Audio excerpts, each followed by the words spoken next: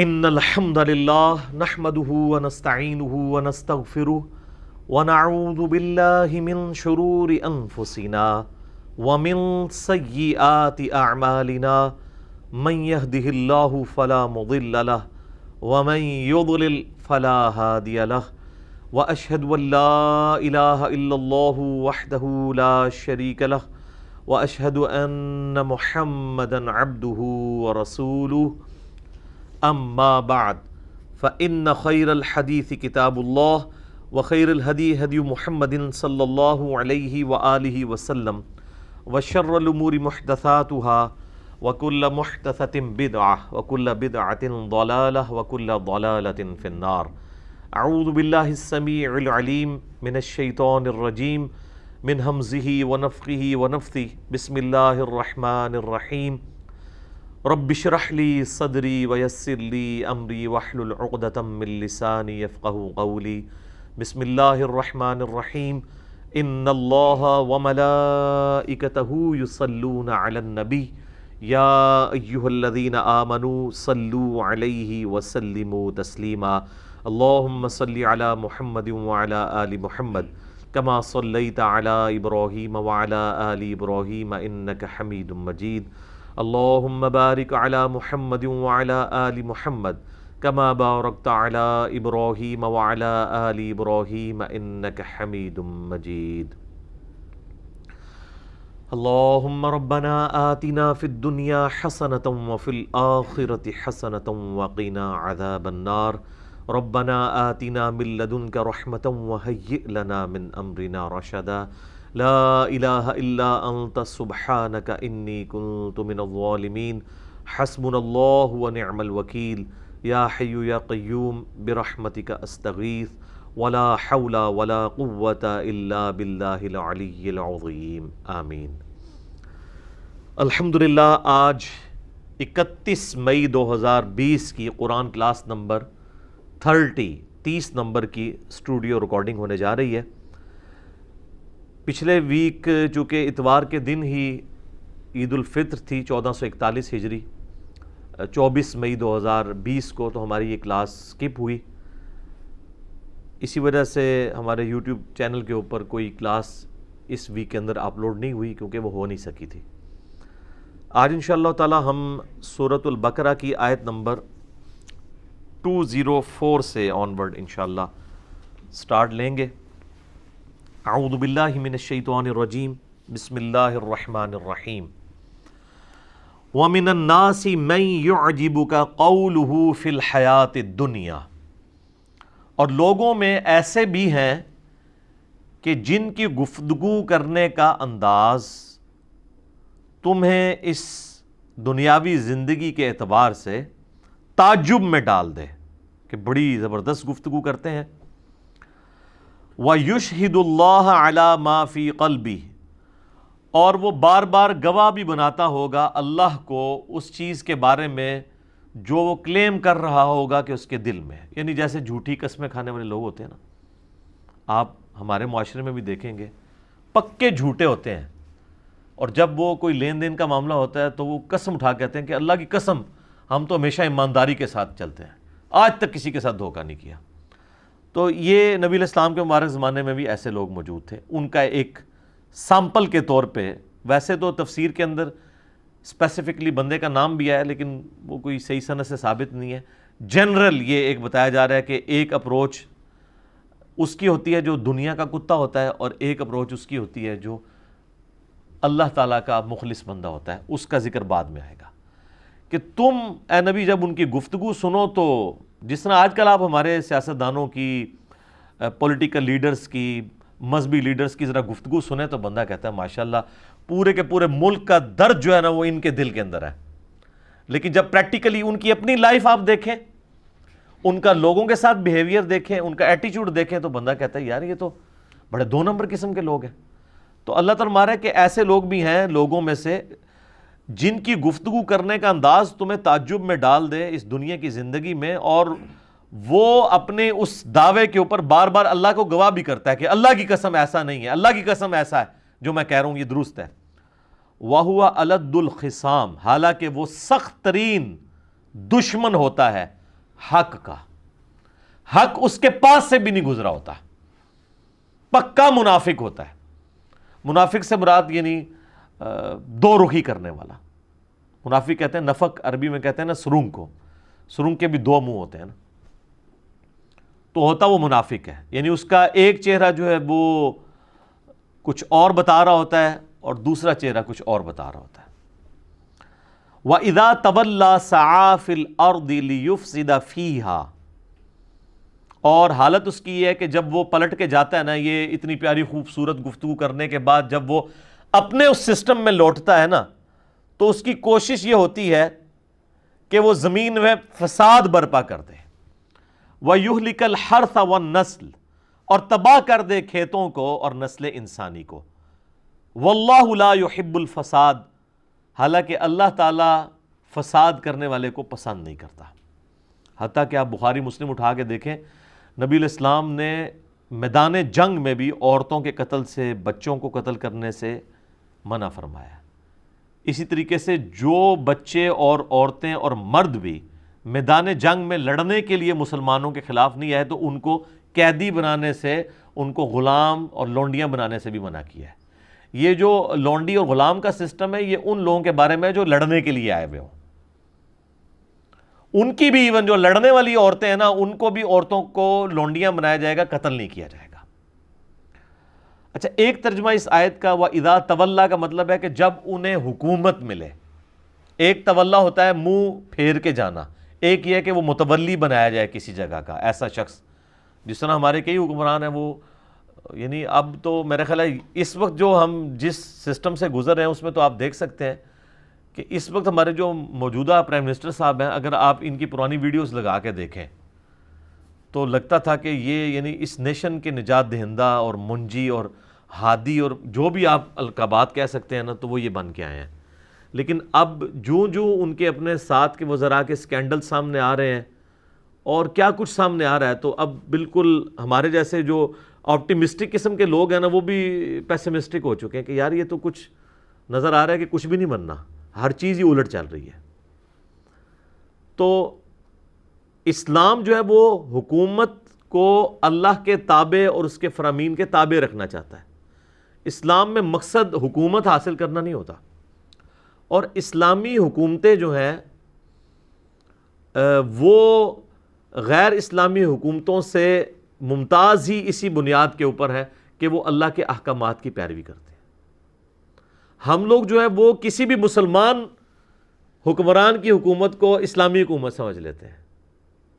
اس اعتبار سے تو ماشاءاللہ ہماری اتنی حکومتیں رہی ہیں، پوری دنیا زیر زبر کی ہے ہم نے، لیکن اس طرح کے حکمرانوں کو ہم اس اعتبار سے نہیں دیکھ سکتے کہ یہ کوئی اسلامی حکومتیں ہیں۔ ہم ان کو بڑے بڑے لیڈرز کے طور پہ بھی اپنے حکمرانوں کو جنگجو قسم کے لیڈرز کو پیش کرتے ہیں، جس طرح آج کل آپ دیکھ رہے ہیں کہ پوری پاکستانی قوم کو جو ہے وہ ایک ڈرامے کے پیچھے ہماری حکومت نے لگا دیا ہے۔ ارطغرل ڈرامہ جو ٹرکی کا ڈب کیا ہے، وہ پی ٹی وی جس کے سبسکرائبرز جو ہے بمشکل 400-500 کے سے اوپر نہیں جاتے تھے، 1 ملین تک بھی کبھی نہیں پہنچے، اس ڈرامے کی وجہ سے انہوں نے نیا چینل بنایا اور 4 ملین سے زیادہ ہو چکے ہیں سبسکرائبر۔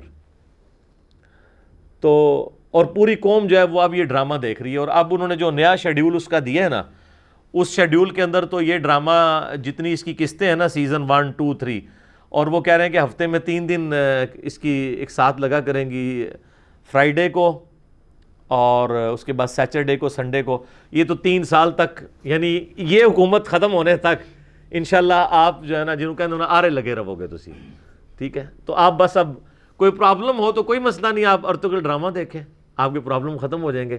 یعنی دنیا کا سب سے بڑا مسئلہ یہ بنا دیا ہوا ہے۔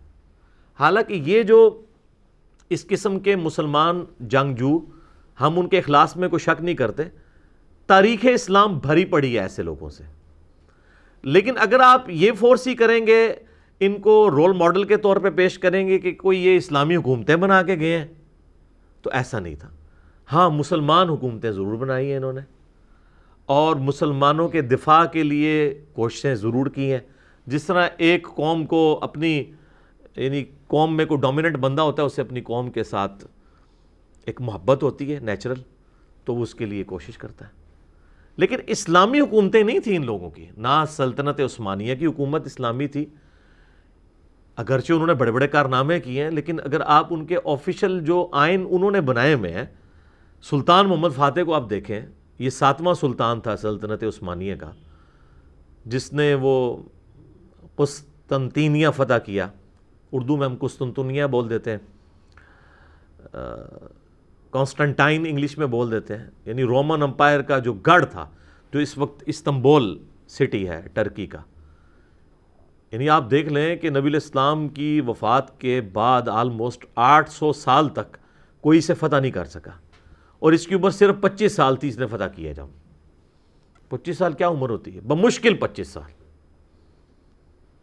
لیکن جب اس نے آئین بنایا تو اس نے یعنی اس میں لکھوایا کہ کوئی اگر میرے بعد جو سلطان بنیں گے تو جھگڑے کو ختم کرنے کے لیے جو سلطان بن جائے تو وہ اپنے چھوٹے بھائیوں کو قتل بھی کروا سکتا ہے، اور یہ آفیشلی آئین کا حصہ قرار دے دیا گیا، تاکہ جو ایک بڑا قتل و غارت ہونا ہے کہ ایک چھوٹا بھائی علیحدہ فوج بنا لے گا، اس سے چھوٹا علیحدہ بنا لے گا، تو بہتر یہ ہے کہ جو بھی سلطان بنے نا پہلے ہی تخت نشین ہو کے نا وہ جو جن کے اندر جراثیم موجود ہے نا ان کو ختم کروا دے، اور یہ آئین کا حصہ بنوا دیا۔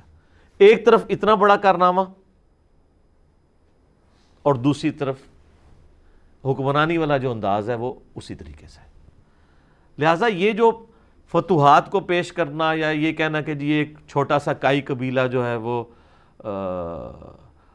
اٹھ کے تو وہ تینوں بر اعظموں کے اوپر چھا گیا، یعنی پہلے ارطغرل، اس کا پھر بیٹا عثمان جس کے نام کے اوپر وہ سلطنت عثمانیہ، یا چونکہ وہ عربی کو جب ہم اردو میں لکھتے ہیں نا تو عثمان لکھا جاتا ہے نا تو ٹی ایچ کے ساتھ، تو وہ اوٹمان اور اوٹومانم امپائر اس طریقے سے وہ بن گئی، گریٹ اوٹومانم امپائر، حالانکہ وہ سلطنت عثمانیہ ہے تو اس کو انگلش میں وہ اس طریقے سے پروناؤنس کر دیتے ہیں۔ تو اگر اسی طریقے سے امپائرز کو یہ آپ نے دلیل بنانا ہے تو سر تاریخ انسانی کے اندر سب سے بڑی جو امپائر تھی نا وہ برٹش امپائر تھی۔ انسانیت کی تاریخ میں اتنی بڑی کبھی کوئی امپائر نہیں رہی ہے، نہ صحابہ کرام کی، نہ تابعین کی، نہ تبع تابعین کی، ان کو بھی اتنی بڑی حکومت نہیں ملی جتنی بڑی حکومت انسانی تاریخ میں، یا نبی اسلام سے پہلے بھی رومن اور پرشین امپائرز بھی اتنی بڑی امپائرز نہیں تھی۔ انسانی تاریخ میں سب سے بڑی جو امپائر ہے نا وہ برٹش امپائر ہے، جہاں پہ سورج ہی غروب نہیں ہوتا تھا۔ آسٹریلیا پورا ان کے پاس، نیچے امریکہ پورا ان کے پاس، ادھر سے افریقہ ان کے پاس، اور ماشاءاللہ انڈیا پاکستان پہ تو ویسے ہی ان کی حکومت تھی۔ یعنی یہ جو گلوب ہے نا اس کے چاروں کونے آپ لیں نا تو ان میں پورے بر اعظم ان کے پاس تھے، تو سورج غروب کہاں سے ہونا ہے؟ پاکستان، انڈیا، بنگلہ دیش کے ایگزیکٹ نیچے امریکہ ہے، اور آپ ادھر آ جائیں 90 ڈگری کے اوپر تو آسٹریلیا ہے، ادھر چلے جائیں تو افریقہ ہے۔ تو کیا آپ کہیں گے کہ ان کے ساتھ کوئی غیبی تائید تھی اللہ تعالیٰ کی؟ یہ تو اللہ تعالیٰ قرآن پاک میں فرماتے ہیں حکومتیں ہم لوگوں کے درمیان بدلتے رہتے ہیں۔ فرعون کے بارے میں قرآن پاک میں جگہ جگہ آیا تو اللہ تعالیٰ اس کو اپنی طرف منسوب کرتا ہے کہ ہم نے اسے حکومت دی تھی۔ اس کا یہ مطلب نہیں کہ اللہ کی تائید تھی اس کی حکومت کو، مراد یہ ہے کہ وَتُعِزُّ مَن تَشَاءُ وَتُذِلُّ مَن تَشَاءُ، آزمائش کے لیے، کسی کو دے کے آزماتا ہے، کسی سے لے کے آزماتا ہے۔ اور سر برٹش امپائر تو پھر بھی سکیٹرڈ فارم کے اندر تھی نا، بیچ میں دوسری حکومتیں بھی تھی، رقبے کے اعتبار سے اس سے چھوٹی امپائر، لیکن انسانی تاریخ میں سب سے بڑی کانٹیگوس امپائر، متصل، کہ ایک طرف سے شروع ہوتی ہے اور دوسری طرف پہنچ جائے اور کوئی ملک نہ چھوڑا ہو، وہ تاتاریوں کی، منگولوں کی حکومت ہے۔ چائنا سے شروع ہوئے ہیں جناب وہ، اور جا کے مصر تک پہنچ گئے ہیں۔ ایسے انہوں نے 100 سال کے اندر پوری دنیا کو اس طرح چاٹ لیا ہے کہ میں یقین سے کہتا ہوں کہ اس زمانے کے لوگ سمجھتے ہوں گے کہ یہ یاجوج ماجوج ہیں، کوئی شے نہیں چھوڑی۔ اور ان کے دور کے اندر مسلمانوں کے پاس ایک ملک کیا، ایک چپے کی حکومت بھی باقی نہیں رہی تھی، سوائے وہ مصر اور شام والا معاملہ، وہاں پہ بھی ہلاکو خان پہنچ گیا تھا، بس این اس ٹائم کے اوپر جو ہے نا ان کا پیچھے سے خان مر گیا تو وہ 3.5 لاکھ کی فوج لے کے واپس آ گیا اور 40,000 کا لشکر وہاں اس نے چھوڑ دیا۔ اور وہاں پہ جو مسلمانوں کا حکمران تھا سلطان رکن الدین بیبرس، اس نے ایک فیصلہ کن مارکا جو ہے نا وہ جیت لیا، اور وہ پہلی شکست تھی منگولوں کی، ورنہ یہ آلموسٹ 150 سال تک ان بیٹن رہے ہیں یہ لوگ، اور اتنے جنگجو، اتنے ان کے منہ ہوتے تھے، 4 گھوڑوں کے اوپر چڑھ جاتے تھے، ایک گھوڑا تھک گیا تو گھوڑے کو ادھر ہی پھینکا، دوسرے پہ چڑھ گئے، 200 میل کا سفر وہ کرتے تھے اور تھکتے نہیں تھے۔ ان کی عورتیں بھی جنگجو تھی، اور حالت یہ تھی کہ کسی اگر ملک میں داخل ہوتے تھے نا تو ملک پہ قبضہ صرف نہیں کرتے تھے، وہاں کوئی بھی زندہ نہیں رہنے دیتے تھے بندہ۔ ایک دن میں انہوں نے لاکھوں لوگ قتل کیے ہیں۔ یہ سقوط بغداد جب ہوئی ہے 1258 عیسوی کے اندر، سر لاکھوں بندہ، عورتیں، بچے، مرد ایک دن کے اندر انہوں نے قتل کیے ہیں۔ بغداد کی لائبریری تو الٹ دی، جو آج تک ہم پھر واپس نہیں مین سٹریم میں آ سکے سائنٹیفک فیلڈ کے اندر، وہ تو کیا ہی کیا ہے، جو لوگوں کو قتل انہوں نے کیا ہے ایک دن کے اندر۔ اور مسلمانوں کے حکمران جن کو آپ اس وقت کہتے ہیں جی سلطنت عباسیہ کے خلیفۃ المسلمین، وہ عورتوں کے درمیان بیٹھے ہوئے رقص دیکھ رہے تھے اور شراب کی حالت میں بیٹھے ہوئے تھے، اور وہ تاتاری جو ہے ان کے بارڈر پہ آ پہنچے، تو یہ اپنا اتنا زیادہ سونا اکٹھا کر کے لے گیا کہ میں ان کو مال دے کے جان چھڑا دوں گا۔ ان کا ہم نے مال کیا کرنا ہے، ہم تم لوگوں کو نہیں رہنے دیں گے، تو تمہارا مال تو ویسے ہی ہمارا ہے۔ اور واقعی یہ عذاب الہی مسلمانوں کے اوپر نازل ہوا منگولوں کی شکل میں، اور مسلمان کیا کوئی بھی نہیں بچا ان سے، کوئی جگہ نہیں انہوں نے چھوڑی۔ لیکن پھر ظاہر ہے بریک آ کے لگ گئی ان کو مصر سے، پھر آہستہ آہستہ ان کے اندر آپس میں پھوٹ پڑی اور معاملات۔ لیکن اتنی بڑی متصل حکومت انسانی تاریخ نے نہ برٹش نے دیکھی ہے، نہ رومنز نے، نہ پرشینز نے، نہ مسلمانوں نے، جو منگولوں نے دیکھی ہے۔ کہ پوری سمجھ لیں جو مین آپ کا یہ ہے نا ایشیا، ساؤتھ ایشیا اور یہ مڈل ایسٹ سے لے کے افریقہ کے بھی کارنر تک، ادھر سے یورپ تک، مکمل طور پہ کوئی ایک چپا بھی نہیں جو انہوں نے چھوڑا ہو۔ لیکن حالت ان کی یہی تھی جو ہم سورۃ البقرہ میں آیت نمبر 205 میں پڑھ چکے ہیں کہ وَإِذَا تَوَلَّا سَعَىٰ فِي الْأَرْضِ لِيُفْسِدَ فِيهَا وَيُهْلِكَ الْحَرْثَ وَالنَّسْلَ وَاللَّهُ لَا يُحِبُّ الْفَسَادَ۔ ایٹیچیوڈ یہ تھا، قتل کر دیتے تھے۔ اس لیے آپ دیکھیں کہ اتنی بڑی حکومتیں، مسلمانوں سے بڑی حکومتیں ان لوگوں نے اویل کی، چنگیز خان نے اور اس کی اولاد نے، لیکن آج ان کا کوئی فالوور نہیں دنیا کے اندر۔ ہاں صرف آپ ایک ہسٹری کے طور پہ پڑھ لیں، آپ یوٹیوب پہ جا کے لکھیں سیکرٹ ہسٹری آف منگولز، تو آپ کو پتہ چلے گا کہ اس طرح ایک جھونپڑی میں رہنے والا شخص پوری دنیا اس نے فتح کر لی۔ سکندر اعظم تو اس کے مقابلے میں چوزا بھی نہیں تھا، جتنی بڑی اس نے سلطنت فتح کی چنگیز خان نے، لیکن اثرات کوئی نہیں چھوڑے۔ لیکن دیکھیں مسلمانوں کے پاس ایک چپا بھی زمین نہیں رہی تھی، آج دیکھ لیں پھر دوبارہ 57-58 ملک ہیں مسلمانوں کے پاس۔ لیکن یہ نہیں ہوا کہ اسلامک ریولوشن ختم ہو گئی ہو۔ اسلامک ریولوشن چونکہ کتاب اللہ یعنی وحی کی تعلیمات کے اوپر ڈیپینڈنٹ تھی، ایک بڑی شخصیت جس نے انسانیت کے اوپر اثرات چھوڑے اپنے اخلاق، کردار کی وجہ سے، یعنی محمد رسول اللہ صلی اللہ علیہ وآلہ وسلم، ہمارے ماں باپ ان پہ قربان ہو، تو اس طرح کا لیڈر تو ان ریولوشنز کے پاس تو کوئی نہیں تھا نا، جنگجو تھے۔ اور یہی چیز آپ علیہ السلام کو اور باقی جنگجوؤں کو اس میں فرق کرتی ہے کہ نبی علیہ السلام نے انسانیت پہ اثرات چھوڑے ہیں۔ اس لیے ہم کہتے ہیں کہ انقلاب وہ ہے جو نبی علیہ السلام نے برپا کیا ہے۔ آج دنیا کی ہر گلی میں آپ کو انقلاب نظر آتا ہے۔ آپ کے سارے حکمران آ کے ادھر آپ یہود و نصارہ بٹھا دیں، یہ سارے ملک یہود و نصارہ کو دے دیں، پھر بھی گلی گلی نمازیں ہوں گی، لوگ اللہ کو یاد کریں گے، لوگ قرآن پڑھیں گے۔ یہ ہے انقلاب، جو حکومتوں کے اوپر یا یہ ارطغرل ڈرامے کے اوپر ڈیپینڈنٹ نہیں ہوتے کہ اس طرح کرنے سے حکومت حاصل کر کے کہ آپ کو ریولوشن لے آئیں گے۔ ورنہ اگر حکومتوں سے ریولوشن آتی ہوتی تو منگولوں کی دنیا میں باقیات کیوں نہیں موجود ہیں کہ لاکھوں لوگ ان کے بھی فالوور ہوں؟ کوئی نہیں۔ برٹش بھی دیکھیں کدھر سورج ہی غروب نہیں ہوتا تھا، آج جناب پاکستان کے ایک صوبے جتنی جگہ ہے ان کے پاس، کیوں نہیں؟ اتنی ہے نا، کیا حالت رہ گئی ان کی۔ لیکن انقلاب وہ جو نبی علیہ السلام نے برپا کیا، اس چیز کو ایمفسائز کرنا چاہیے۔ یہ یعنی یہ تلوار کے زور کے اوپر یہ کہنا کہ جی وہ اتنی فتوحات کر لیں، تو یہ تو بھائی میرے یہ تو فتوحات کچھ بھی نہیں ہے جو ٹرکس نے کی ہیں، جو منگولوں نے کی ہوئی ہیں، اگر یہی کرائٹیریا بنا لیا جائے۔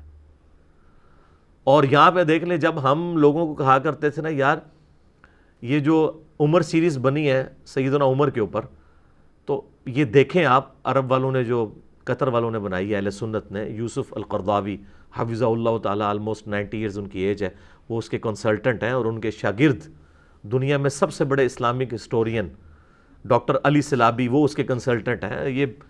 یہ وہ علماء ہیں کہ جن کے پائے کا کوئی عالم نہیں ہے دنیا میں، حدیث میں، تاریخ میں، قرآن کی تفسیر میں، یہ بڑے لوگ ہیں۔ مفتی اعظم قطر ہیں یہ یوسف القرضاوی صاحب۔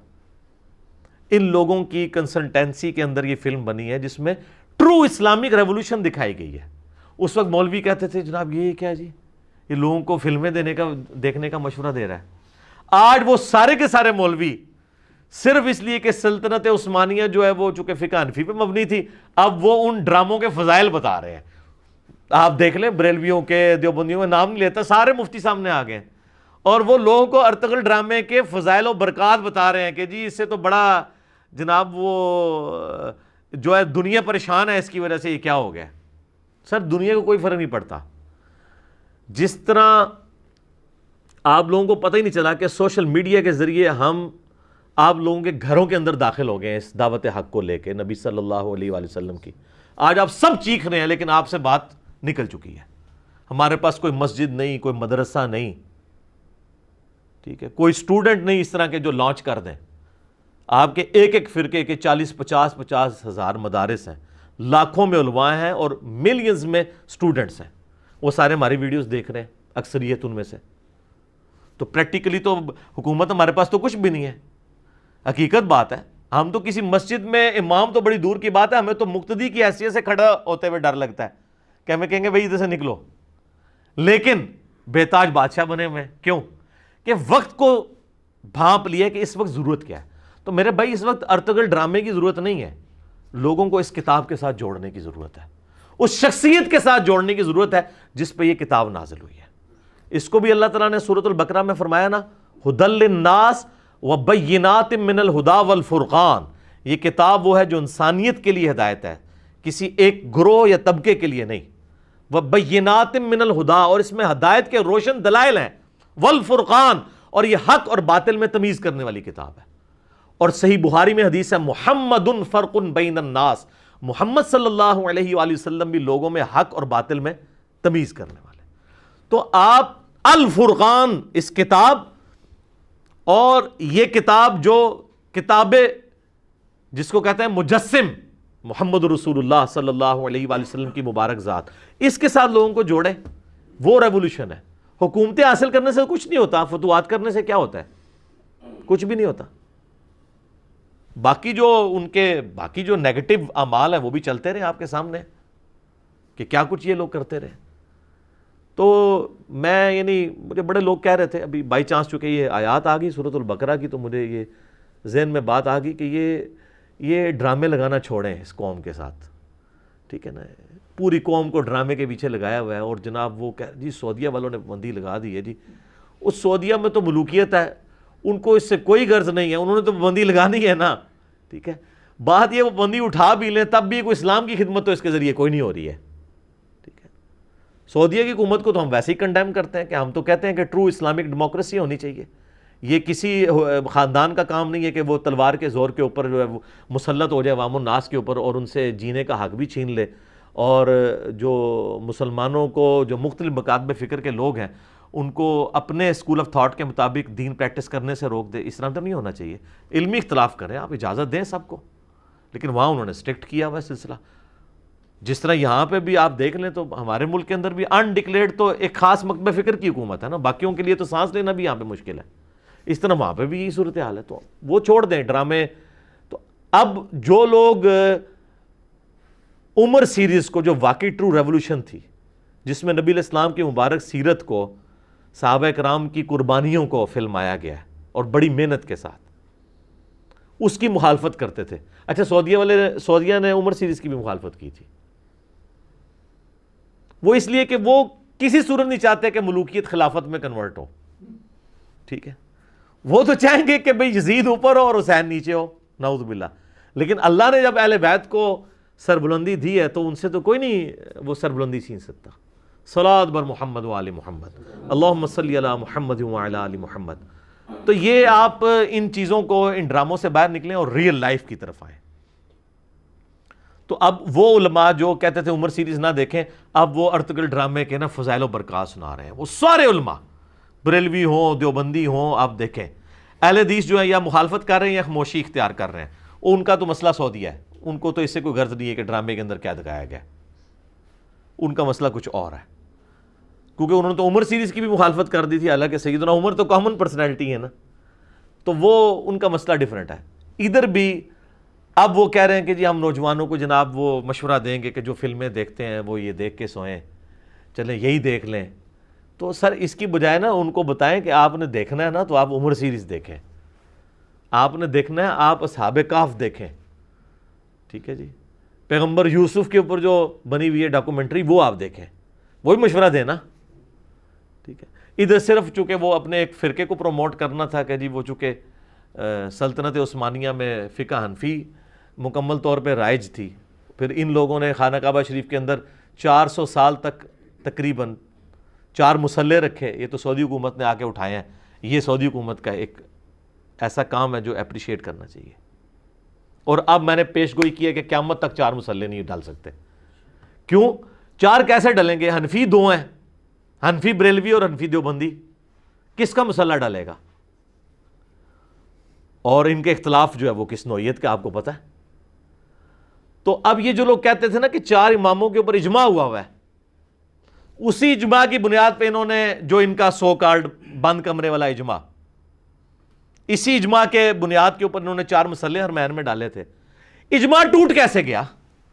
اجماع پہ تو اللہ کا ہاتھ ہوتا ہے۔ المستدرک الحاکم میں صحیح سند سے حدیث ہے 399 نمبر کہ نبی صلی اللہ علیہ وآلہ وسلم نے فرمایا اللہ تعالیٰ میری امت کو کبھی بھی گمراہی پر جمع نہیں ہونے دے گا، جماعت پہ اللہ کا ہاتھ ہے۔ اگر یہ جماعت پہ اللہ کا ہاتھ ہے اور آپ یہ کہتے ہیں یہ اجماع امت تھا 4 مصلوں والا، یہ ہاتھ اٹھ کیوں گیا اب؟ اور ایسا اٹھا ہے کہ اب دوبارہ ہوگا بھی نہیں، کنفرم کر، آپ دیکھ لیں، آپ ووٹنگ کروا لیں۔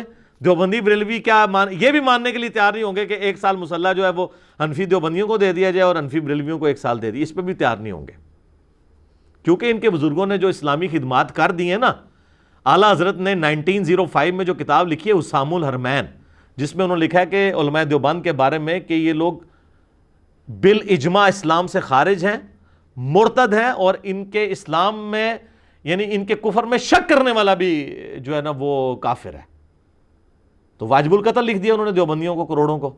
اور اس کے جواب میں جب 1906 کے اندر خلیل احمد سہارنپوری نے اس کتاب کا جواب دیا تو لکھا المہند علی المفند کتاب لکھی، اس کے اندر انہوں نے لکھا کہ احمد بریلوی اور ان کی جماعت پورا ایک شیطانی لشکر ہے جو ہم علماء دیوبند رضی اللہ عنہم پر حملہ آور ہو گیا، 14ویں صدی کے مولوی رضی اللہ عنہم۔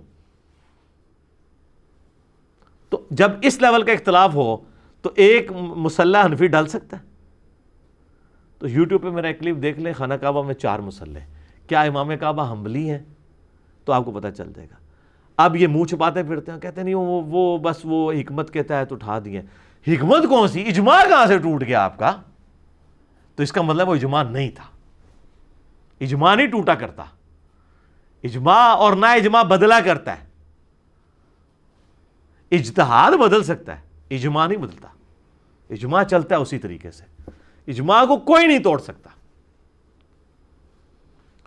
تو بات کہاں سے کہاں نکل گئی، میں نے بائی چانس اس کے اوپر ڈسکشن کر دی ہے، کیونکہ کئی لوگ ہم سے رابطہ بھی کر رہے تھے جی اس ڈرامے کے اوپر کیا ریکارڈ کروائیں جی، کچھ کراؤ جی ڈرامہ لایا تواڈے نال، چھوڑ دیو اللہ دے بندے، اس ڈرامے نو چھوڑو، تسی کتاب و سنت کی تعلیمات کی طرف آئیں اور نبی صلی اللہ علیہ وآلہ وسلم کی مبارک ذات کے ساتھ لوگوں کو چھوڑیں۔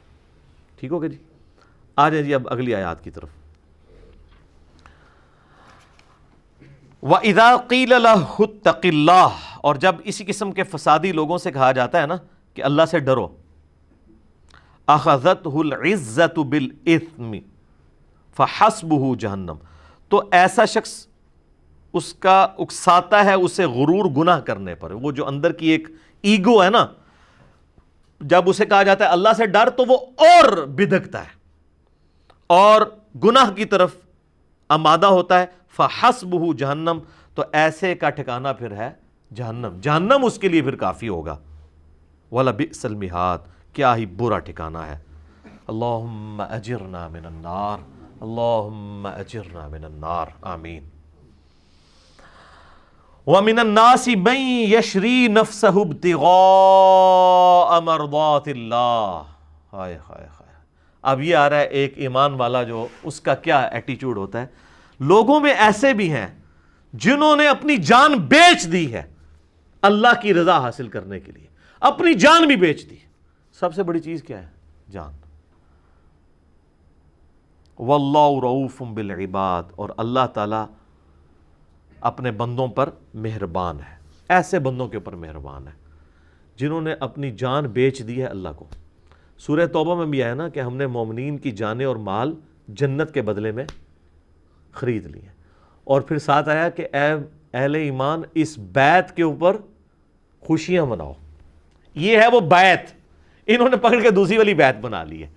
مسلمان کی بیعت تو اللہ کے ساتھ ہے، نبی علیہ السلام کے ساتھ جو بیعت ہے یا خلفائے راشدین کے ساتھ وہ بیعت خلافت ہے، یعنی وہ اللہ کے خلیفہ ہیں دنیا کے اوپر، اللہ کے ریپریزنٹیٹو۔ بیعت اللہ کی لے رہے ہیں وہ بھی، کہ ہم اس کے نائب کی حیثیت سے۔ یہ جو حضرت عیسیٰ علیہ السلام نے کہا تھا من انصاری اللہ، کون ہے جو میری مدد کرے اللہ کے لیے، تو قال الحواریون نحن انصار اللہ، تو حضرت عیسیٰ کے 12 ساتھی تھے اور ہے بھی وہ دھوبیوں کو بات سمجھ آ گئی۔ حضرت عیسیٰ علیہ السلام گلیلی جھیل کے کنارے جا کے نا ان جو دھوبی کپڑے دھونے آیا کرتے تھے ان کو دعوت دی، باقیوں سے نے تو قبول نہیں کی، انہوں نے قبول کر لی، تو انہوں نے کہا ہم اللہ کے لیے آپ کے ساتھی۔ تو حضرت عیسیٰ علیہ السلام بھی اللہ کے لیے اپنے ساتھ لوگوں کو اٹیچ کر رہے تھے۔ پیغمبر اٹیچ کرتا ہے اللہ کے لیے، پیغمبر اپنی ذات کے لیے نہیں اٹیچ کرتا۔ سورہ نساء کے اندر بھی آیا ہم نے کوئی بھی رسول بھیجا نا وہ اللہ کے اذن کے ساتھ اللہ کی طرف بلاتا تھا، اپنی طرف نہیں۔ سورہ آل عمران میں بھی آیا اللہ تعالیٰ فرماتا ہے کبھی ایسا نہیں ہوا کہ ہم کسی پیغمبر کو نبوت اور جو ہے وہ اپنا حکم دے کر بھیجیں اور لوگوں سے وہ یہ کہنا شروع کر دے کہ لوگوں اللہ کو چھوڑ کے میری عبادت کرو، بلکہ وہ تو کہے گا کونو ربانیین، اللہ والے بن جاؤ۔ تو جب پیغمبروں کا یہ سٹیٹس ہے تو سر یہ پیر فقیر بابے بزرگ ان کی تو کوئی حیثیت ہی نہیں ہے، یہ تو اللہ کے ریپریزنٹیٹو بھی نہیں ہے، نہ اللہ ان کو اون کرتا ہے۔ پیغمبروں کے پیچھے تو اللہ کھڑا ہے نا، کتابیں ان کو دی ہیں نا، ان کو بھی اللہ کہہ رہا ہے کہ میرے اذن سے میری طرف بلانا ہے، اپنے آپ کو بیچ میں بوت نہیں بنانا۔ قل یا اہل الکتاب تعالوا الی کلمۃ سواء بیننا وبینکم الا نعبد الا اللہ، اہل کتاب آؤ ہم اس ایک بات پہ اکٹھے ہو جائیں جو تم میں اور ہم میں کامن ہے، کہ ہم عبادت نہ کریں مگر ایک اللہ کی، اور آپس میں ایک دوسرے کا رب نہ مان لیں۔ اور اے نبی اگر یہ منہ پھیر دیں تو کہو کہ تم گواہ ہو جاؤ کہ میں نے تو سر تسلیم خم کر دیا اپنے رب کے سامنے۔ تو انبیاء اس لیول کی دعوت پیش کرتے ہیں، اور انبیاء کے پیٹرن پہ جو ان کے ماننے والے لوگ ہیں وہ بھی آپ ان کو دیکھیں گے وہ کبھی بھی اپنی ذات کے ساتھ نہیں چھوڑیں گے۔ یہ پہلا اور آخری لٹمس ٹیسٹ یہ ہے کہ جو دعوت اللہ کے لیے دے رہا ہے اس کے بعد اینڈ رزلٹ کیا ہے، وہ اپنے ساتھ جوڑ رہا ہے یا اللہ رسول کے ساتھ جوڑ رہا ہے۔ یہ آپ کو فرق نظر آ جائے گا کہ وہ خود تو نہیں بت بن گیا، تو آپ سمجھ لیں پھر اس کی دعوت جو ہے نا وہ شخصیت پرستی کی دعوت ہے۔ تو اللہ تعالیٰ ہمارا لوگوں میں ایسے لوگ بھی ہیں کہ جن لوگوں نے تو اپنی جان بیچ دی اللہ کے لیے، اور اللہ تعالیٰ جو ہے وہ ایسے بندوں کے اوپر مہربان ہے۔ اور اب مسلمانوں کو بتایا جا رہا ہے تمہارا ایٹیچیوڈ کیا ہونا چاہیے۔ یا ایھا الذین آمنوا ادخلوا فی السلم کافہ، اے اہل ایمان پورے کے پورے اسلام میں داخل ہو جاؤ۔ بڑا اوکھا کام ہے جی اللہ، آدھا ہی داخل ہوا جا سکتا ہے، پورا کدھر داخل ہوا جا سکتا ہے۔ آپ دیکھ لیں کہ رمضان کا خدا اور ہو جاتا ہے لوگوں کا، اور غیر رمضان کا اور ہو جاتا ہے۔ رمضان میں جو ہے وہ 5 وقت تکبیر اللہ سے نماز بھی، قیام اللیل بھی، جو بیچارے پورا سال نمازیں پڑھتے ہیں نا وہ بھی پریشان ہو جاتے ہیں کہ ہم سے پکے مسلمان تو رمضان کے اندر آ گئے ہیں، لیکن جیسے ہی عید کی رات آتی ہے، عید کا دن نہیں رات ہی، تو آپ دیکھ لیں بالکل معاملہ تل پٹ ہو جاتا ہے۔ تو اسلام میں پورے کے پورے داخل ہو جائے۔ مراد یہ ہے کہ اسلام کی کچھ چیزیں آپ کو پسند ہوں گی تو وہ تو ظاہر آپ اڈاپٹ کریں گے۔ جیسے لوگ کہتے ہیں نا جناب وہ جی حلوہ کھانا سنت ہے جی، وہ جی بکری کا گوشت نبی صلی اللہ علیہ وسلم کو پسند تھا، کس کو کہا جانا ہے یار موٹا گوشت کھاؤ، کہتے ہیں نہیں یار وہ موٹا گوشت بیماری ہوتا ہے۔ قرآن میں لکھا ہے کہ حضرت ابراہیم علیہ السلام بچڑا بھنا ہوا لے آئے تھے، تو ہم کہتے ہیں یہ تو سنت ابراہیمی ہے موٹا گوشت کھانا، وہ کہتے ہیں نہیں جی نبی علیہ السلام تو چھوٹا گوشت پسند کرتے تھے۔ تو یہ سنتیں ہیں جو اسلام میں داخل ہونے والی ہیں، اور جو مشکل کام ہے وہ نہیں، بلکہ اس کو بیان کرنا بھی وہ اپنے لیے اتنا بڑا رسک سمجھتے ہیں کہ 4 بندے جو ہم نے جھوٹی کہانیاں بتا کے لوگوں کو اٹیچ بھی کیے تھے وہ بھی نہ ہمیں چھوڑ دیں، لوگوں کو کڑوی بات نہ کریں، بس میٹھی میٹھی بات کریں آپ۔ اور میٹھی بات بھی میں نہیں سمجھتا کہ اسلام میں کوئی بالکل صرف میٹھی بات ایسی ہے کہ جس کے اوپر آپ مجمع اکٹھا کر سکیں، اس کے ساتھ بھی کچھ نہ کچھ کڑواہٹ لگی ہوئی ہے۔ کریلا جو آپ جتنا بھی پکا لیں اس کی کڑواہٹ 100% تو نہیں ختم ہوگی، وہ تو اپنی اس کی رہنی ہے۔ تو اگر کوئی بالکل ہی جو ہے وہ کیلا جو ہے وہ آم بنا کے پیش کر رہا ہے تو آپ سمجھ لیں کہ وہ کریلا نہیں کوئی اور ہی چیز ہے، ورنہ یہ توحید کی دعوت تو انبیاء سے نہیں لوگوں نے قبول کی ہے، تو ان وائزین سے لوگ کیوں قبول کر رہے ہیں؟ تو مکمل اسلام میں داخل ہونا ہے، یعنی حقوق اللہ کے اعتبار سے بھی، حقوق العباد کے اعتبار سے بھی، حلال و حرام کی تمیز کرنے کے اعتبار سے بھی، ہر اعتبار سے دیکھنا ہے۔ آپ دیکھ لیں سودی کاروبار لوگ کر رہے ہیں، ہر سال وہ مسجد نبی میں اعتکاف بھی بیٹھتے ہیں، تو وہ والا اسلام لیا ہوا ہے لیکن کمائی حرام کی ہے۔ اللہ کے نزدیک تو 0 سے ملٹیپلائی ہے۔ ہاں دنیا میں آپ لوگوں کو دھوکہ دے لیں گے، لوگ کہیں گے کہ جی حاجی صاحب تے ہر سال ہو جاندے نے، ٹھیک ہے، اور یہ جتنے حاجی صاحب ہیں نا اللہ معافی دے، اللہ کی پناہ، الا ماشاء اللہ۔ ولا تتبعوا خطوات الشیطان، اور مت چلو شیطان کے نقش قدم پر، انہ لکم عدو مبین، بے شک وہ تمہارا کھلا دشمن ہے۔ اچھا، شیطان کے راستوں پر چلنے سے منع کیا گیا، اس کا مطلب ہے کہ حق کا راستہ دیکھ لیں آپ، قرآن میں حق کا راستہ ہمیشہ سنگولر کے سیغے سے آیا ہے، اہدنا الصراط المستقیم، اے اللہ میں سیدھے راستے پر چلا۔ آگے وہ کہتے ہیں جی آپ آگے بھی پڑھیں جی صراط الذین انعمت علیہم، نیک لوگوں کے راستے پر۔ بھئی نیک لوگوں کا راستہ تو ایک ہے ہی نہیں ہے، جن کو آپ نیک لوگ سمجھتے ہیں، جن کو ہم سمجھتے ہیں وہ تو ایک ہی راستے پہ ہیں۔ ایک کہتا ہے قوالی حرام ہے، دوسرا کہتا ہے جی قوالی اللہ تک پہنچنے کا ذریعہ، کہتے ہیں دونوں ٹھیک ہے۔ ایک کہتا ہے جو فاتحہ پڑھتا ہے اس کے منہ میں انگارہ رکھ دو امام کے پیچھے، دوسرا کہتا ہے جو فاتحہ نہیں پڑھتا اس کی نماز نہیں ہوتی، کہتے ہیں دونوں ٹھیک ہے، کیونکہ یہ سارے راستے اللہ کی طرف جا رہے ہیں۔ اللہ تو کہتا ہے ایک راستہ میری طرف ہے، امام اعظم محمد رسول اللہ صلی اللہ علیہ وآلہ وسلم کا۔ اور شیطان کے لیے اللہ تعالیٰ نے ہمیشہ گمراہی کے لیے جو ہے نا وہ پلورل کا صیغہ استعمال کیا۔ شیطان کے نقش قدم پہ مت چلو، اس کے خطوط کی خط، ہم ویسے اردو میں لیٹر کے لیے بھی خط ہوتا ہے نا، ایک لکیر بھی کھینچنے کو بھی خط کہتے ہیں۔ یہ جب میٹرک لیول کے اوپر آپ نے میتھ اگر پڑھی ہے نا اور جیومیٹری، تو لکھتے ہیں ایک خط اے بی کھینچا، وہ ایک لائن اسٹریٹ لائن کھینچی جاتی تھی نا، اس کو خط کہا جاتا تھا۔ تو یہ خطوات شیطان، شیطان کے راستوں کی پیروی مت کرنا، بے شک وہ تمہارا کھلا دشمن ہے۔ اس کانٹیکسٹ میں ایک حدیث ہے مسند احمد میں، نبی صلی اللہ علیہ وآلہ وسلم نے زمین پر نا ایک سیدھی لکیر کھینچی اور آپ نے اس کے دائیں بائیں یوں ٹیڑھی لکیریں کھینچی، اور پھر آپ نے سیدھی لکیر کے اوپر نا یوں انگلی رکھ کے نا یوں اس کے اوپر انگلی کو چلاتے ہوئے سورہ الانعام کی آیت پڑھی، وَأَنَّ هَذَا صِرَاطِي مُسْتَقِيمًا، اور یہ کہ یہ ہے میرا راستہ جو کہ بالکل سیدھا ہے، اس راستے کی پیروی کرو، ادھر ادھر کے ٹیڑھے راستوں کی پیروی مت کرو، ورنہ تمہیں وہ میرے راستے سے بہکا دیں گے۔ یہ وہ چیز ہے جس کی اللہ تمہیں وصیت کرتا ہے۔ یہ نبی صلی اللہ علیہ وسلم نے آیت تلاوت کی، اور آپ فرمایا یہ ٹیڑھے راستے شیطان کے ہیں اور بیچ میں سیدھا راستہ میرا ہے۔ تو آپ صلی اللہ علیہ وآلہ وسلم نے جب بھی ہدایت کے راستے کی بات کی ہے تو اسے سنگولر کے سیغے میں کہا۔ اچھا، یہ جو ایک آیت آتی ہے نا، والذین جاہدوا فینا لنہدینہم سبلنا، جو لوگ بھی ہماری راہ میں کوشش کریں گے تو ہم ان کے لیے اپنی راہیں کھول دیں گے۔ وہاں راہ سے مراد یہ نہیں ہے کہ بھئی ایک راہ کے اوپر فاتحہ پڑھنے والے کی نماز نہیں ہو رہی ہوگی، دوسرے پہ جو نہیں پڑھ رہا ہوگا اس کی نماز نہیں ہو رہی ہوگی۔ یہ راہیں سے مراد یہ ہے کہ جب بھی وہ شخص اللہ کی طرف اخلاص شو کرے گا نا تو کسی طرف بھی وہ چلے گا نا، الٹیمیٹلی اللہ تعالیٰ اسے اپنے تک لے آئے گا۔ حضرت سلمان فارسی کہاں سے چلے ہیں؟ نبی الاسلام کے مبارک قدموں تک پہنچ گئے۔ ہم میں سے کتنے لوگ ہیں، آپ اگر ان کی بایوگرافی دیکھیں تو بڑے اخلاص کے ساتھ گمراہی کے راستے پہ چلنے کی کوشش کرتے ہیں، اللہ تعالیٰ بیچ میں سے وہ چک لیتا ہے۔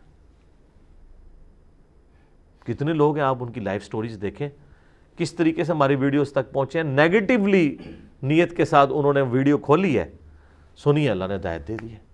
تو یہ راہیں ہوتی ہیں، یہ کلپس ہیں آج کی ماڈرن فارم میں، والذین جاہدوا فینا لنہدینہم سبلنا، یہ ہمارے کلپس ہیں ماڈرن فارم۔ کوئی حسینیت والے ٹاپک کی وجہ سے یہاں پہنچ جائے گا، کوئی قبر پرستی کے خلاف کلپ دیکھ کے پہنچ جائے گا، کوئی توحید کی بات سن کے پہنچ جائے گا، کوئی نماز کے طریقے کی وجہ سے پہنچ جائے گا، کوئی حج اور عمرے کی طریقے کی وجہ سے پہنچ جائے گا۔ یہ اللہ نے اتنی راہیں کھول دی ہیں، لیکن الٹیمیٹلی وہ آئے گا نبی صلی اللہ علیہ وآلہ وسلم کی مبارک تعلیمات تک۔ یہ نہیں ہوگا کہ وہ کسی شخصیت کے ساتھ اٹیچ ہو رہا ہوگا۔ فَإِن زَلَلْتُم مِّن بَعْدِ مَا جَاءَتْكُمُ الْبَيِّنَاتُ، اور اگر تم پھسلنے لگو اس کے بعد کہ تمہارے پاس روشن دلائل آ چکے ہیں، فَاعْلَمُوا، تو پس جان لینا، ان اللہ عزیز حکیم، اللہ بڑا زبردست ہے اور حکمت والا ہے۔ یعنی اس کے اندر دھمکی موجود ہے کہ وحی کے ہوتے ہوئے بھی اگر تم پھر بھی پھسلنے لگے نا تو راہ راست پہ آ جانا، کیونکہ اللہ نے تمہیں وحی کا علم دیا ہوا ہے کتاب و سنت کی شکل میں اپنے پیغمبر کے ذریعے صلی اللہ علیہ وآلہ وسلم۔ اور یہ دھمکی بھی میری یاد رکھنا کہ اللہ تعالیٰ غالب ہے اور حکمت والا ہے۔ کیا مراد؟ غالب ہے، جب چاہے نا چٹکی میں تمہاری گیچی میں روڑ سکتا ہے، لیکن حکمت ہے کہ وہ تمہیں ڈھیل دیتا ہے، شاید تم اس کی طرف پلٹ آؤ۔ یہ اس کی طرف سے جو آپ کو سگنلز ملتے ہیں، ڈھیل ملتی ہے، اور چھوٹی چھوٹی کبھی ایکٹیویٹیز ایسی زندگی میں آتی ہیں جس کی وجہ سے انسان پلٹ آتا ہے اللہ کی طرف سے، تو یہ اللہ کی رحمت ہے۔ هل ينظرون الا ان ياتيهم الله في ظلل من الغمام، کیا یہ اس بات کا انتظار کر رہے ہیں کہ اللہ تعالیٰ جو ہے وہ بادلوں میں سے اتر آئے، والملائکۃ وقضی الامر، اور فرشتے، اور پھر ان کے درمیان فیصلہ کر دیا جائے، یعنی قیامت کے دن کی طرف اشارہ ہے۔ وجاء ربک والملک صفا صفا، جو سورۃ الفجر میں آتا ہے کہ اللہ اور فرشتے قطار در قطار اس زمین پہ اتر آئیں گے، جیسا کہ اللہ کی شان کے لائق ہے۔ اس زمین کے اوپر ہی میدان معاشر قائم ہونا ہے۔ تو اللہ تعالیٰ ہمارے یہ اب قیامت کا انتظار کر رہے ہیں کہ قیامت آئے گی، اللہ کے ان کے درمیان فیصلہ کرے گا، پھر انہوں نے حق بات قبول کرنی ہے، بھی اللہ نے جو بتانا تھا وہ بتا دیا ہے۔ یہاں بھی لوگ کہتے ہیں نا وہ جی آگے جا کے پتہ لگ جائے گا کون ٹھیک ہے۔ آگے جا کے پتہ نہیں لگے گا، لگ پتہ جائے گا، کیونکہ آگے سے واپس نہیں نہ آ پا سکتے۔ تو اللہ تعالیٰ تو یہ کہہ رہے ہیں کہ تم قیامت کے دن کے انتظار میں بیٹھے ہو کہ اس دن فیصلہ ہوگا، تو اس دن پھر کیا ہوگا؟ پھر تو فیصلہ ہی ہو جائے گا، وقضی الامر۔ یہ فیصلہ نہیں ہوگا کہ ہاں جی حضرت صاحب اب دنیا میں دوبارہ تشریف لے جائیں اور اب آپ جا کے رفع دین سے نماز شروع کر دیں، ٹھیک ہے، پچھلی پھول چوک معاف، نہ، اس طرح نہیں ہونا، فیصلہ ہو جانا ہے۔ وَإِلَى اللَّهِ تُرْجَعُ الْأُمُورُ، اور ہر کام کو لوٹ کے بالآخر اللہ ہی کی طرف آنا ہے۔ سل بنی اسرائیل کم آتیناہم من آیۃ بینہ، بنی اسرائیل سے پوچھ لیجئے کہ ہم نے ان کو کتنے روشن دلائل دیے تھے۔ وہ سورۃ الاعراف میں آگے چل کے آئے گا، 9 بڑے بڑے معجزات تھے، جن میں سے 2 بڑے معجزات تھے، ایک تو عصا کا اژدہا بن جانا اور دوسرا ید بیضا کا، یعنی وہ اپنی بغل میں سے گریبان سے ہاتھ نکالتے تھے، سورج کی طرح روشن ہو جاتا تھا۔ اتنے بڑے بڑے معجزات دیے۔ وَمَن يُبَدِّلْ نِعْمَةَ اللَّهِ مِن بَعْدِ مَا جَاءَتْهُ فَإِنَّ اللَّهَ شَدِيدُ الْعِقَابِ، اور جو کوئی قوم بدل دے اللہ تعالیٰ کی نعمت کو بعد اس کے کہ اس کے پاس آ چکے، تو اللہ تعالیٰ اس قوم کو سخت عذاب دینے والا ہے۔ یعنی یہ نعمت ہی تھی نا، انبیاء کی زندگی، ان کے سامنے ہونا، انبیاء کے معجزات، کتابیں، اس کے باوجود بنی اسرائیل نے جب پیغمبروں کی تعلیمات سے روگردانی کی تو اللہ تعالیٰ نے پھر ان سے چیزیں چھین لیں، تباہ و برباد کر دیا، قیامت تک کے لیے ان پہ مسلط کر دی رسوائی۔ زُيِّنَ لِلَّذِينَ كَفَرُوا الْحَيَاةُ الدُّنْيَا، اللہ نے جو کافر ہے نا ان کے لیے دنیا کی زندگی مزین کر دی ہے، بڑی آراستہ کر دی ہے۔ وَيَسْخَرُونَ مِنَ الَّذِينَ آمَنُوا، اور وہ مذاق اڑاتے ہیں اس دنیا کی زندگی میں اہل ایمان کا۔ وہ پارہ نمبر 30 میں آگے چل کے آئے گا، پھر قیامت والے دن اہل ایمان ان کا مذاق اڑا رہے ہوں گے، جس طرح دنیا میں یہ اہل ایمان کا مذاق اڑایا کرتے تھے۔ والذین اتقوا فوقہم یوم القیامہ، جبکہ پرہیزگار قیامت والے دن ان کے اوپر ہوں گے۔ دنیا میں تو ٹھیک ہے، اگر کسی نے بظاہر کوئی مفلسی کی زندگی گزار لی یا تکلیف کی زندگی گزاری، ایمان پر قائم رہا، حلال و حرام کا فرق کرتا رہا، تو الٹیمیٹلی جو ہمیشہ کی زندگی ہے وہ تو اہل ایمان کو ملنے والی ہے۔ واللہ یرزق من یشاء بغیر حساب، اور اللہ تعالیٰ روزی دیتا ہے جسے چاہے بے حساب۔ روزی سے مراد آپ صرف کھانے پینے کا رزق نہیں، اللہ کی ہر نعمت کو قرآن میں رزق کہا گیا ہے۔ اچھی صحت، اچھی بیوی، اولاد، دنیا کی ہر نعمت اللہ کا رزق ہے۔ تو اللہ تعالیٰ جسے چاہتا ہے وہ بغیر حساب و کتاب کے عطا فرمانے والا ہے۔ اچھا، یہ اگلی آیت آپ دیکھ رہے ہیں، ایک طویل آیت آ رہی ہے، 213 نمبر آیت سورۃ البقرہ کی۔ یہ آیت الاختلاف ہے۔ جس طرح احادیث کے بھی آپ نے نام سنے ہوں گے نا، حدیث قرطاس، حدیث غدیر خم، حدیث افک، ٹھیک ہے، اسی طریقے سے قرآن پاک کی آیات بھی ہیں جن کے مختلف نام ہیں۔ جیسے میں نے بتایا تھا سورۃ البقرہ میں آئی ہے آیت الآیات، اللہ کی نشانیوں والی ایک آیت، آیت البر جس میں نیکی کا فلسفہ بیان ہوا تھا، یہ آیت الاختلاف ہے کہ یہ اختلاف جو ہے یہ بعد میں ہوا ہے، پہلے امت ایک ہی ٹریک کے اوپر تھی، مراد انسانیت۔ کان الناس امۃ واحدہ، ابتدا میں تو سب کے سب لوگ ایک ہی ملت کے اوپر تھے، یعنی ایک اللہ کے ماننے والے تھے، موحد تھے۔ فبعث اللہ النبیین مبشرین ومنذرین، اب اس میں معذوف ہے کہ جب اختلاف پیدا ہوا لوگوں کے اندر تو پس اللہ نے بھیجا انبیاء کو خوشخبری دیتے ہوئے اور ڈر سناتے ہوئے، خوشخبری اہل ایمان کے لیے اور ڈر جو ہے نافرمانوں کے لیے۔ وَأَنزَلَ مَعَهُمُ الْكِتَابَ بِالْحَقِّ، اور پھر اللہ نے انبیاء کو صرف بھیجا نہیں بلکہ ان کے ساتھ کتابیں نازل کی پرپزفل، بامقصد، لِيَحْكُمَ بَيْنَ النَّاسِ فِي مَا اخْتَلَفُوا فِيهِ، تاکہ لوگوں کے درمیان فیصلہ کر دیا جائے اس معاملے میں جس میں وہ اختلاف کیا کرتے تھے۔ لیکن اب اللہ نے تو کتاب بھیج دی کہ بھئی یہ سلوشن ہے، اس کو آپ نے فالو کرنا ہے۔ وَمَا اخْتَلَفَ فِيهِ إِلَّا الَّذِينَ أُوتُوهُ مِن بَعْدِ مَا جَاءَتْهُمُ الْبَيِّنَاتُ بَغْيًا بَيْنَهُمْ، اور کسی نے اختلاف نہیں کیا مگر بسبب اس کے کہ ان کے پاس روشن دلائل بھی آ چکے تھے اللہ تعالیٰ کی طرف سے وحی کے علم کی شکل میں، تو اس کی صرف ایک وجہ تھی، بغیم بینہم، آپس کی ضد کی وجہ سے۔ ضد یہ ہے کہ میں اس کے پیچھے کیوں چلوں، یہ میرے پیچھے چلے، ارج ٹو ڈومینیٹ، جسے ایڈلر کی سائیکالوجی میں کہا گیا۔ نبی علیہ السلام کی بھی مخالفت جو یہود و نصارہ نے کی ہے وہ اسی وجہ سے کہ ہم ان کے پیچھے کیوں چلیں۔ اندر کا جو تھا نا ایک چودراہٹ، وہ نہیں مرتی تھی، لیکن مخلص لوگ بھی ہیں جن کو اللہ ہدایت دیتا ہے۔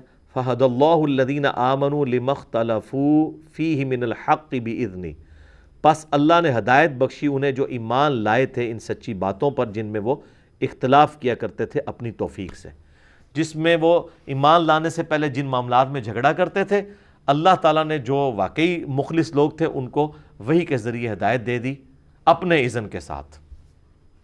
واللہ یہدی من یشاء الی صراط مستقیم، اللہ تعالیٰ جسے چاہتا ہے سیدھے راستے کی طرف رہنمائی دے دیتا ہے۔ ایک یہ ترجمہ بھی ہے، ایک ترجمہ یہ ہے کہ اللہ تعالیٰ یہدی من یشاء، ہدایت دیتا ہے جو چاہے کہ اسے ہدایت دی جائے، الی صراط مستقیم، سیدھے راستے کی طرف۔ یہ دونوں معنی بیک وقت درست ہے۔ اس کو سپورٹیو وہ بھی ہے نا، والذین جاہدوا فینا لنہدینہم سبلنا، جو لوگ ہماری راہ میں کوشش کریں گے ان کے لیے ہم اپنی راہیں کھولیں گے۔ تو جو واقعی کوشش کرے گا تو اللہ اس کو ہدایت دے دے گا۔ اللہ اکبر، یہ بڑی سخت آیت آ رہی ہے، اسی پہ آج کا درس کنکلوڈ کرتے ہیں۔ ام حسبتم ان تدخلوا الجنہ، کیا تم نے یہ گمان کر لیا کہ تمہیں ویسے ہی جنت میں داخل کر دیا جائے گا؟ وَلَمَّا يَأْتِكُمْ مَثَلُ الَّذِينَ خَلَوْا مِن قَبْلِكُمْ، حالانکہ ابھی تو تم پر وہ حالات و واقعات گزرے ہی نہیں ہیں جو تم سے اگلے لوگ جو گزر چکے اہل ایمان ان پہ آئے تھے۔ اب ظاہر ہے کہ پس منظر میں اب آپ ذہن میں رکھیے گا، ابھی تو قتال والا معاملہ شروع نہیں ہوا، ابھی تو چند ایک لوگوں نے تکلیفیں اٹھائی ہیں نا، ابھی تو آگے ایک جنگوں والی زندگی ہے جس کے لیے پوری زندگی انہوں نے اسی تکلیف کے اندر کاٹنی تھی. تو اللہ تعالیٰ نے پہلے ذہنی طور پہ تیار کیا کہ ابھی تو تم پہ وہ تکلیفیں نہیں آئی ہیں جو اگلے انبیاء کے ماننے والوں پہ آتی تھی، ابھی تو عشر عشیر بھی اس کا تمہیں نہیں آیا. مستہم البأساء، انہیں پہنچی سختی، والضراء، اور مصیبت، والزلزلوا، اور وہ لرز اٹھے، یعنی کیا کچھ نہیں ان کے ساتھ کیا گیا. حتی یقول الرسول والذین آمنوا معہ، یہاں تک کہ زمانے کا رسول اور اس کے ساتھی اہل ایمان وہ بھی پکار اٹھے، متی نصر اللہ، اللہ کی مدد کب آئے گی. اتنی تکلیفوں سے گزرے کہ انہوں نے کہا یا اللہ اتنا تو نے آزمایا ہے، تیری مدد کب آئے گی. الا ان نصر اللہ قریب، آگاہ ہو جاؤ اللہ کی مدد قریب ہے. یعنی قریب اس وقت ہوتی ہے جب تھریش ہولڈ پوائنٹ پہ پہنچ جائے.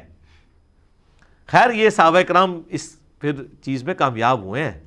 یہ جو زلزلو والا لفظ ہے یہی سورۃ الاحزاب میں غزوہ خندق کے موقع پر اللہ نے فرمایا کہ کلیجہ منہ کو آ گیا تھا اور ان کو ہلا کے رکھ دیا اہل ایمان کو، اور اللہ نے ان کی آزمائش کی اور یہ پورے اترے. آج کل تو آپ تصور نہ کریں، آج کل تو آپ جناب اے سی والے کمرے میں سبحان اللہ و بحمدی کی فضیلت، ایک دفعہ دروشی پڑھنے پہ 10 رحمتیں، 10 گناہ معاف، یہ آپ کروا لیں. تو بھائی زندگی اور ہے، یہ خدا ہی کوئی اور ہے، یہ کتابوں کا خدا ہے.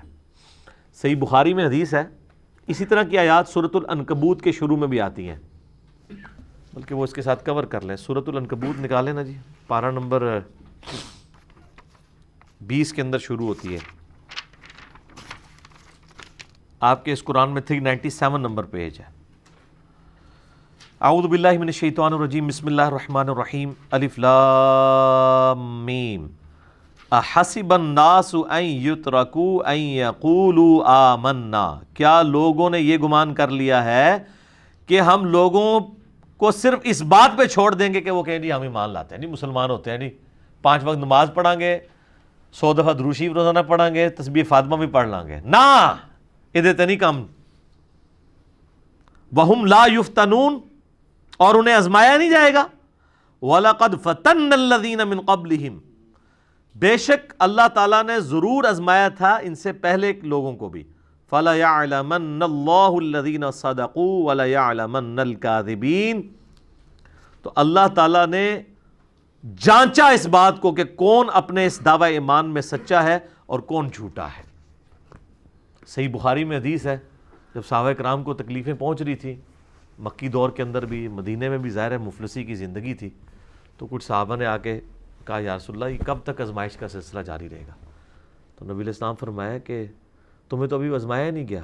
اگلے زمانوں میں تو لوگوں کو زمین میں گڑھا کھود کے کھڑا کر دیا جاتا تھا، صرف سر بار رکھا جاتا تھا اور ان کے سر پہ آرا رکھا جاتا تھا کہ ایمان چھوڑ دو، حتیٰ کہ ان کے 2 ٹکڑے کر دیے جاتے تھے. یہ سر بخاری شریف ہے، یہ کوئی کہانی شریف نہیں ہے. آپ اس کو امیجن کر سکتے ہیں. پھر نبی علیہ السلام نے اسی حدیث میں الفاظ ہیں بخاری میں کہ ان کو زندہ لوہے کی جو کنگھی ہیں نا ان کے گوشتوں کے اوپر یوں پھیری جاتی تھی، پوری پوری کھال اور گوشت ان کا اکھڑ جاتا تھا. اب ظاہر ہے جب آپ لوہے کی کنگھی پھیریں گے تو آپ کی تو نسیں بھی، آپ تو جناب بلڈ دینے کے لیے جب ایک دفعہ یہ کنولا لگوا لیں ادھر تو لگ پتہ جاتا ہے، حالانکہ وہ لگنے کے بعد اس کو کھینچا نہیں جاتا. لیکن آپ امیجن کریں کہ لوہے کا کنگا اگر ایک بندے کے یہاں پہ داخل کیا جائے اس جگہ سے، تو وہ گوشت بھی اس طریقے سے اتار کے پرے پھینکے گا جیسے وہ گاجر اور مولی جو ہے نا کٹتی ہے نا اس طریقے سے. تو نبی علیہ السلام نے کہا کہ ان کو اس لیول کا آزمایا گیا. پھر خیر صحابہ کرام بھی پھر اس آزمائش پہ پورے اترے ہیں. اب دیکھ لیں نا حضرت عمار ابن یاسر کے والد حضرت یاسر، ان کی والدہ سیدہ سمیہ کو کن کن تکلیفوں سے گزارا گیا. حضرت خباب کو لوہے کے اوپر یعنی کوئلوں کے اوپر لٹایا جاتا تھا، حضرت بلال حبشی کو تپتی ہوئی ریت کے اوپر اور پھر سینے کے اوپر پتھر رکھ دیا جاتا تھا. تو یہ ساری تکلیفوں سے ان کو گزرنا پڑا. تو یہ جو لوگ دعویٰ کرتے ہیں نا جی تیرے ہوتے جنم لیا ہوتا، نبی علیہ السلام کی زیارت کرنے سے کوئی صحابی نہیں یہ بن گئے ہوئے، صرف انہوں نے جو تکلیفیں کاٹی ہیں وہ ہم لوگ امیجن بھی نہیں کر سکتے. اور انہی تکالیف کی وجہ سے جو لوگ منافقین تھے ان کا یعنی نفاق کھل گیا، وہ ایمان قبول کرنے کے لیے تیار نہیں ہوئے۔ کافروں کو آپ دیکھیں تو میں تو اکثر کہتا ہوں کہ ابو جہل کو تو کلمے کی سمجھ آ گئی تھی کہ کلمے کا مطلب ہے کہ میری مرضی نہیں چلے گی اب، تو اس نے کہا میں نہیں پڑھتا، میں نے تو اپنی مرضی کی زندگی گزارنی ہے۔ واللہ اگر اسے یہ پاکستان کے شناختی کارڈ والی آفر دی جاتی نا کہ صرف کلمہ پڑھ لے، باقی جو مرضی کر، کوئی مسئلہ نہیں، اپنی مرضی زندگی گزار، تو اس نے آفر قبول کر لینی تھی۔ اور اسی چیز کو منافقت کہا جاتا ہے۔ اس لیے آپ دیکھیں گے قرآن میں اللہ تعالیٰ کا غصہ اگر 10% ہے نا کافروں کے اوپر، تو 100% منافقین کے اوپر ہے۔ حتیٰ کہ سورہ نساء میں 80 سے زیادہ آیات منافقین کے اوپر آئیں گی، اور اس کا کلائمیکس ہے وہ اللہ تعالیٰ فرماتا ہے کہ منافقین دوزخ کی سب سے نچلی گھاٹی کے اندر ہے، کافروں سے بھی نچلی گھاٹی میں، کیونکہ وہ چاہتے ہیں کہ دنیا بھی ہم اپنی مرضی کی گزاریں اور آخرت بھی۔ ایسے تو نہیں ہو سکتا، دو میں جہانی مٹھے باؤ، اس طرح نہیں ہو سکتا۔ جب آپ اللہ کے لیے زندگی گزاریں گے تو آپ کا دنیا کا نقصان ہوگا، اور اگر آپ کا دنیا کا نقصان نہیں ہو رہا، ہر چیز بڑی ہیپی ہیپی چل رہی ہے، بلکہ جب سے دین پہ چلے ہیں تو اللہ کا فضل و کرم ہی ہو گیا ہے، تو یہ سمجھ لیں آپ دین کے اوپر کو نہیں چل رہے۔ ٹھیک ہے، ایسا ہوتا نہیں ہے، کیونکہ اللہ نے تو انبیاء کو نہیں اور صحابہ کو اور اہل بیت کو آزمائش کے بغیر نہیں چھوڑا، تو باقی لوگ کیا ہیں؟ اچھا یہاں مرضی کی زندگی گزارتے ہیں، اور جب ہم آزمائشوں کی بات کرتے ہیں وہ کہتے ہیں نہیں جی وہ تو ہستی بڑی اونچی تھی نا، ہم تو اس قابل ہی نہیں ہیں۔ اچھا تو ان کو کہ پھر آپ پھر جنت کے بھی قابل نہیں ہیں، نہیں کہیں گے نہیں جنت میں پڑوس انہی ہستیوں کا مل جائے، ایسے تو نہیں ہو سکتا نا سر۔ کہ لوگوں کی خواہش نہیں ہے کہ صحابہ کا، اہل بیت کا، انبیاء کا پڑوس ملے، اور دوسری طرف آزمائش کی بات کرے کہتے ہیں ہم تو اس قابل ہی نہیں، یا اللہ ہمیں آزمائی نا۔ یہ تو اس طریقے سے ہے کہ یا اللہ ہم پیپر دینے کے قابل نہیں ہیں، ہمیں بغیر پیپر کے ہمارا میرٹ بن جائے۔ جس طرح آج کل وہ کہہ رہے ہیں جی کرونا کی وجہ سے جو ہے وہ پچھلے سال جتنے نمبر تھے اسی پرسنٹیج کے حساب سے نمبر دے کے تو اگلی کلاس میں کر دیں گے۔ یہ کتنا بڑا دھوکہ دے رہے ہیں، اس طریقے سے بچوں کے ساتھ کتنی بڑی دشمنی کر رہے ہیں۔ اس کی بجائے تو اسی کلاس کو رپیٹ کروا لیں، وہ بہتر ہے۔ یہ دھوکے کے ساتھ لوگوں کو آپ آگے لے کے جانا چاہ رہے ہیں تاکہ بعد میں بھی وہ ذلیل و خوار ہوتے رہیں۔ ظاہر ہے جو چیزیں کورس نہیں پڑھا ہوا ہوگا تو آگے پھر ذلت ہی کاٹنی پڑے گی۔ ٹھیک ہو گیا جی، انشاءاللہ تعالیٰ اگلی دفعہ ہم سورۃ البقرہ کی آیت نمبر 215 سے آن ورڈ انشاءاللہ سٹارٹ کریں گے۔ اللہ تعالیٰ سے دعا ہے جو حق بات میں نے کہی اللہ تعالیٰ ہمارے دلوں میں راسخ فرمائے، اگر جس بات میں میرے منہ سے کوئی غلط بات نکل گئی تو اللہ تعالیٰ ہمارے دلوں سے معاف کر دے، ہمیں کتاب و سنت کی تعلیمات پر عمل کر کے دوسرے بھائیوں تک پہنچانے کی توفیق عطا فرمائے۔ سبحانک اللہم و بحمدک، اشہد ان لا الہ الا انت، استغفرک و اتوب الیک، وما علینا الا البلاغ المبین۔ جزاکم اللہ خیرا۔